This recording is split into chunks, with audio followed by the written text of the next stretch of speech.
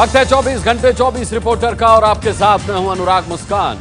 देश विदेश की 24 नई खबरें आपको दिखाएंगे। कवर स्टोरी में देखेंगे कैसे अमर प्रेम में मुलायम का कुनबा बिखरा है, लेकिन उससे पहले मुंबई में सितारों की गुंडागर्दी की खबर और ईमानदारी का इनाम हाथ काटकर क्यों दिया गया। दो अहम खबरों से करते हैं शुरुआत। मुंबई में गणपति विसर्जन के दौरान फिल्मी सितारों की गुंडागर्दी। रणधीर कपूर और ऋषि कपूर ने पत्रकारों के साथ की मारपीट। पहले धक्का मुक्की और गाली, फिर थप्पड़ और जाते जाते जानलेवा धक्का।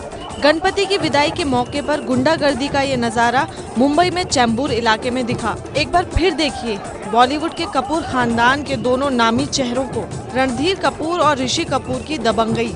झूठी शान में पागल दोनों फिल्मी सितारे कैसे अपना होश खो बैठे और भीड़ भाड़ के बीच पत्रकारों से मारपीट करने में देर नहीं की। हर साल की तरह इस साल भी टीवी पत्रकार कपूर परिवार के गणपति विसर्जन कवरेज के लिए पहुंचे थे, लेकिन किसी को ये उम्मीद नहीं थी कि इनकी बददिमागी इस कदर बढ़ जाएगी। देश के दक्षिण से आज बेहद डराने वाली खबर आई, जहां ईमानदारी दिखाने पर सरकारी अफसर के भ्रष्टाचारियों ने हाथ काट दिए।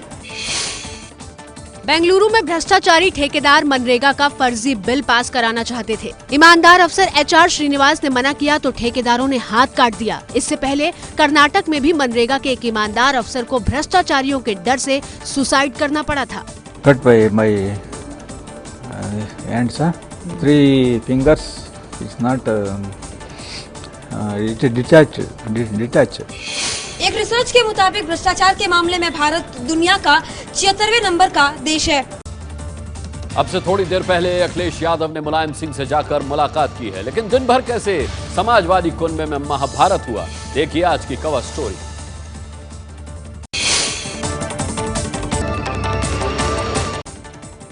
समाजवादी पार्टी में चाचा भतीजे के झगड़े में सुलह संग्राम का सेंटर अब दिल्ली से लखनऊ हो गया है और अब ये बात खुलकर भी कही जा रही है कि सबसे बड़े सियासी घराने में महाभारत की वजह अमर सिंह ही तो हैं। आज सुबह रामगोपाल यादव ने अखिलेश यादव से 1 घंटे मुलाकात की। दोपहर में मुलायम सिंह भी लखनऊ पहुंच गए। दोपहर बाद शिवपाल ने दोबारा मुलायम सिंह के घर जाकर बात की। शाम को शिवपाल अखिलेश यादव से मिलने पहुंच गए। उधर रामगोपाल ने बिना नाम लिए साफ कर दिया झगड़े की वजह अमर सिंह हैं।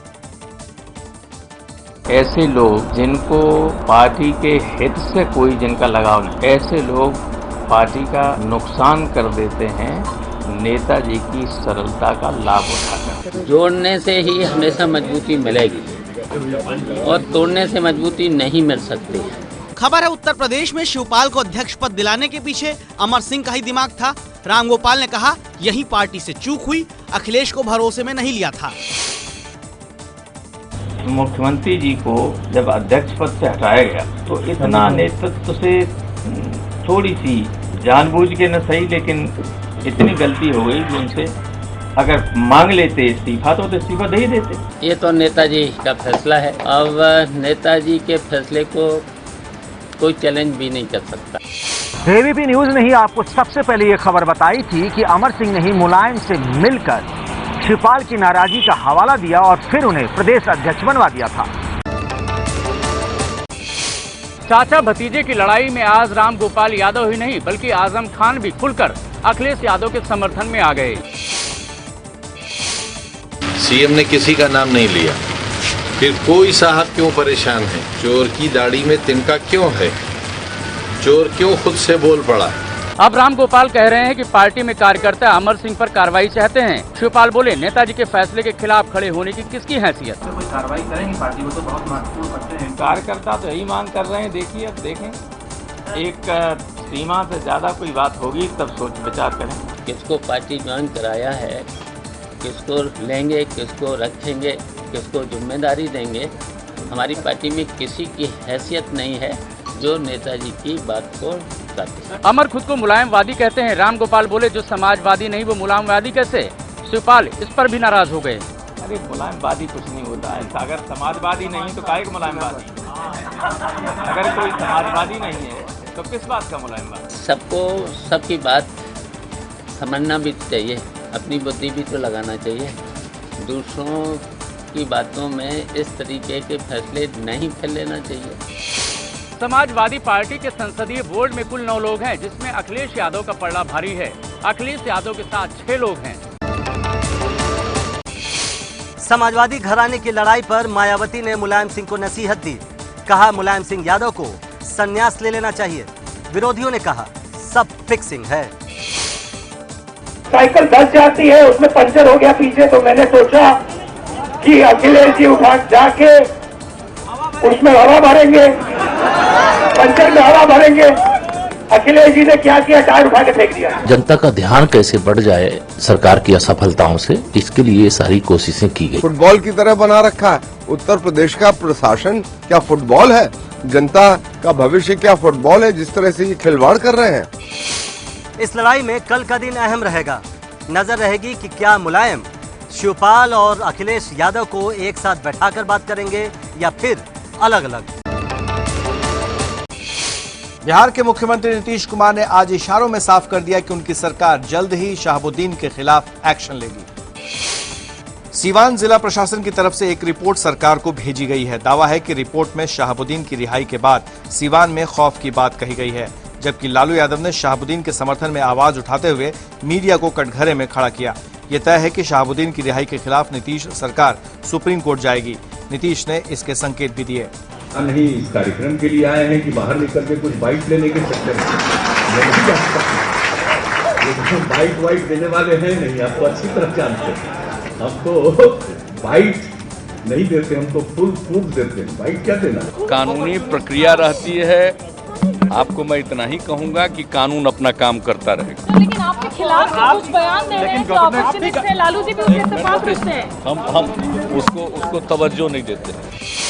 आज वरिष्ठ वकील प्रशांत भूषण शहाबुद्दीन को मिली जमानत के खिलाफ सुप्रीम कोर्ट में अर्जी देने वाले थे, लेकिन तकनीकी कारणों से आज वैसा नहीं कर पाए।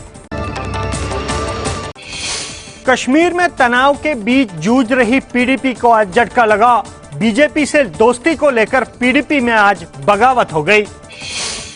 श्रीनगर से पीडीपी सांसद तारिक हमीद ने आज बीजेपी पीडीपी गठबंधन से खफा होकर पार्टी और सांसद पद से इस्तीफा दे दिया। तारिक ने आरोप लगाया, कहा पीडीपी अब संघ समर्थित बीजेपी के एजेंडे पर चल रही है। बीजेपी ने पल्ला झाड़ा।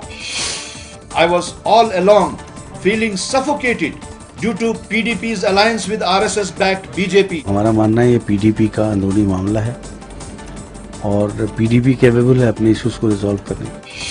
हमीद ने बीजेपी से दोस्ती का तब भी विरोध किया था जब जम्मू कश्मीर में सरकार बन रही थी। कश्मीर की जनता के पैसे पर फल फूल रहे हैं अलगाववादी। सूत्रों के मुताबिक घाटी के सभी 10 जिलों में उगाही का नेटवर्क चला रही है हुर्रियत। सुरक्षा एजेंसियों के मुताबिक तहरीक हुर्रियत के जिला प्रमुख कश्मीर के नाम पर करोड़ों रुपए वसूल रहे हैं। श्रीनगर में मिराजुद्दीन नाम का हुर्रियत नेता सबसे ज्यादा पैसे इकट्ठा करता है। यही नहीं, मिराजुद्दीन उगाही के पैसे से हैदरपुरा और श्रीनगर में बेनामी प्रॉपर्टी खरीद रहा है। पैसा कमाने के लिए हुर्रियत नेता फर्जी ट्रेडिंग कंपनी भी चला रहे हैं, जिसका वो कभी इनकम टैक्स नहीं भरते। देश ही नहीं, पाकिस्तान से भी हुर्रियत को हवाला के जरिए पैसे मिलते हैं।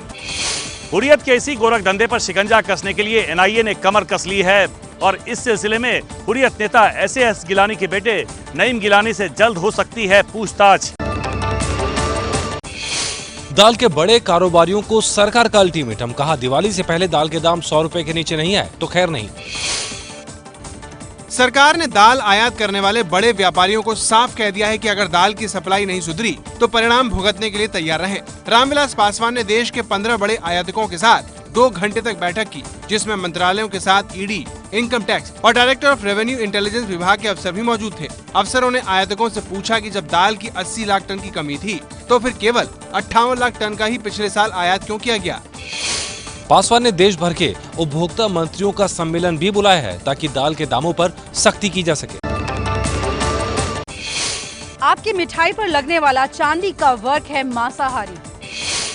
एबीपी न्यूज की पड़ताल में खुलासा हुआ है कि चांदी के वर्क चढ़ी मिठाई को शाकाहारी समझकर आप बरसों से खा रहे हैं। वो दरअसल शाकाहारी है ही नहीं। जानवर की खाल का इस्तेमाल करके चांदी का वर्क बनाया जाता है। यूपी के आगरा से लेकर संभल और मेरठ तक चांदी के वर्क के कारोबार की पड़ताल की एबीपी न्यूज ने। सरकार ने भी नोटिफिकेशन जारी करके चांदी के वर्क में जानवर के अंश का इस्तेमाल नहीं करने को कहा है। हरियाणा से आज हैरान करने वाली खबर सामने आई है। भैंसों के तबेले से भ्रूण लिंग जांच होती थी। 3 जिलों की टीम के हाथ से डॉक्टर और दलाल भागे। करनाल में स्वास्थ्य विभाग की टीम ने 22,000 रुपए में सौदा तय कर एक महिला पुलिसकर्मी को लिंग जांच के नाम पर भेजा तो इस भैंसे के तबेले का पता चला, जहां अल्ट्रासाउंड की मशीन, तमाम उपकरण मौजूद थे, जिससे चोरी छिपे लिंग जांच की जा रही थी। 3 लोग पकड़े गए, लेकिन मौके से डॉक्टर और दलाल भागने में कामयाब रहे।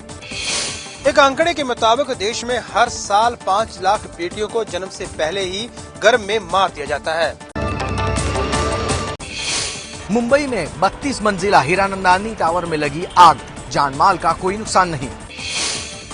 चश्मदीदों के मुताबिक आग दोपहर 1 बजे 32वें फ्लोर पर लगी। ये टावर कांदीवली में है। सबसे ऊपरी मंजिल में लगी आग बुझाने में दमकल विभाग के पसीने छूट गए। 90 मीटर ऊंची सीढ़ी की मदद से आग पर काबू पाया जा सका।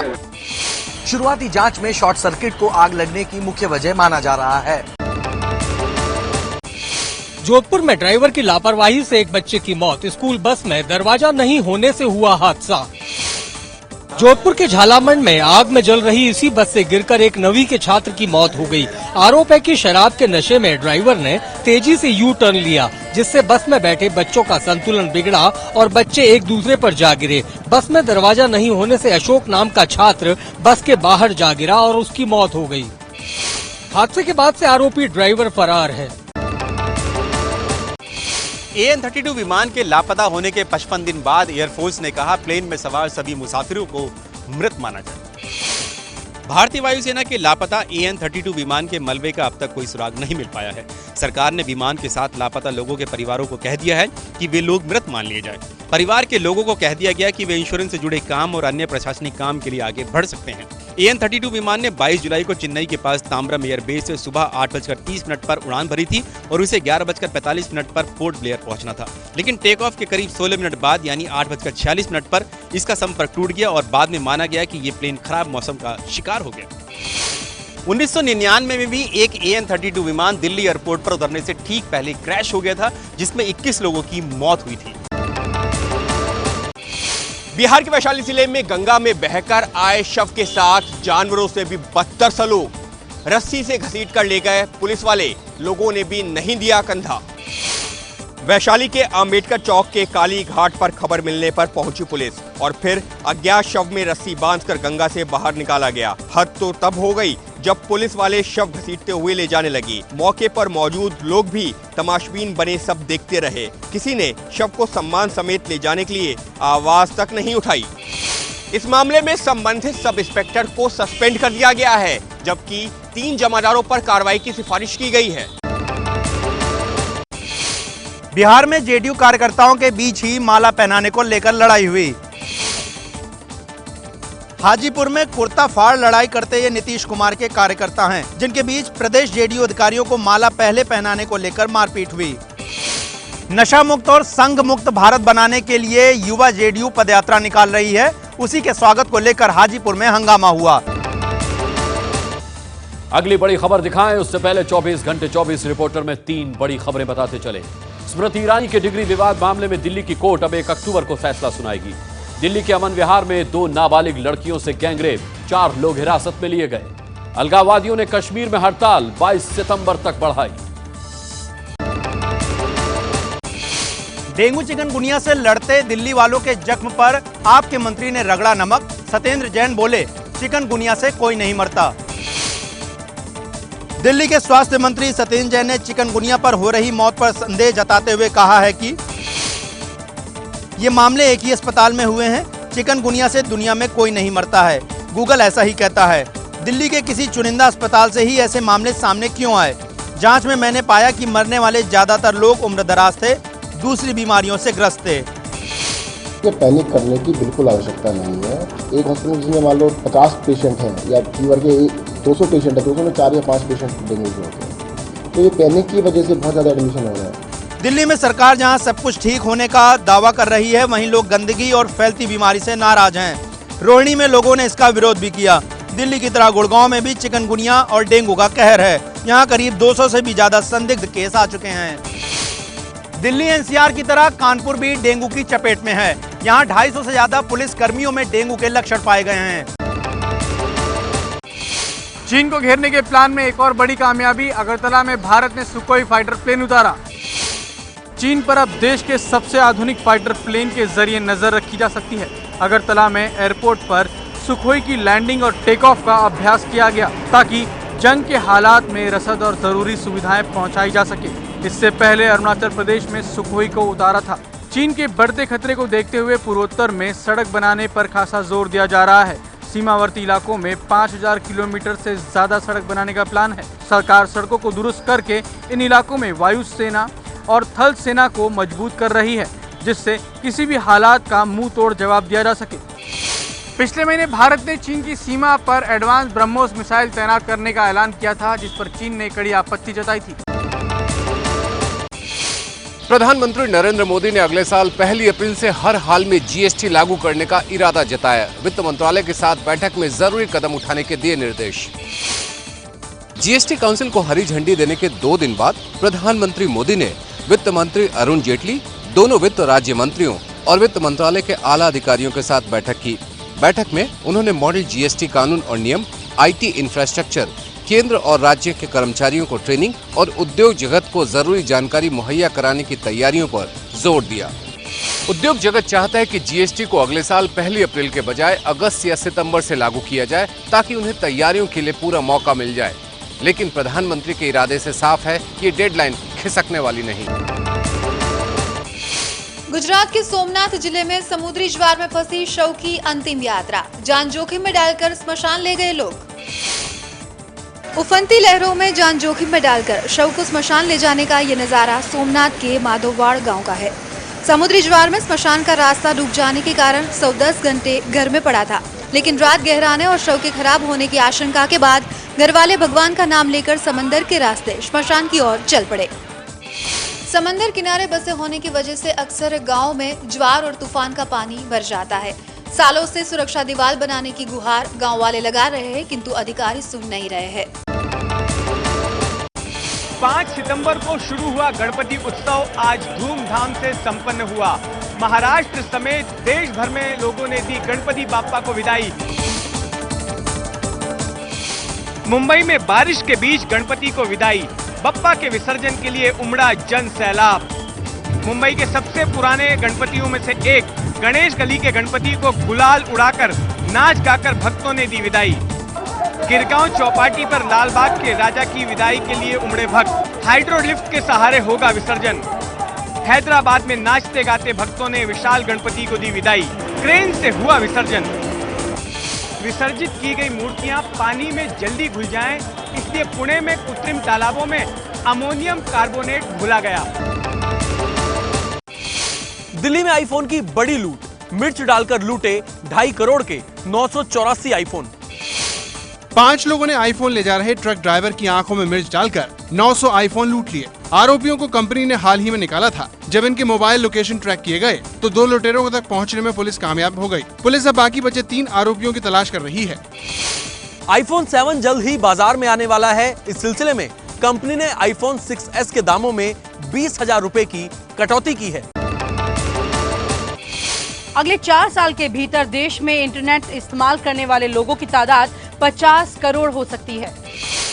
गूगल के मुताबिक 2020 तक भारत अमेरिका को इंटरनेट इस्तेमाल करने वाले लोगों के मामले में पीछे छोड़ देगा। स्मार्टफोन लगातार सस्ते होने के कारण अगले 4 साल में भारत में इंटरनेट इस्तेमाल करने वालों की जनसंख्या 50 करोड़ होने का अनुमान है। दुनिया में अभी सबसे ज्यादा 73 करोड़ लोग चीन में इंटरनेट का इस्तेमाल करते हैं।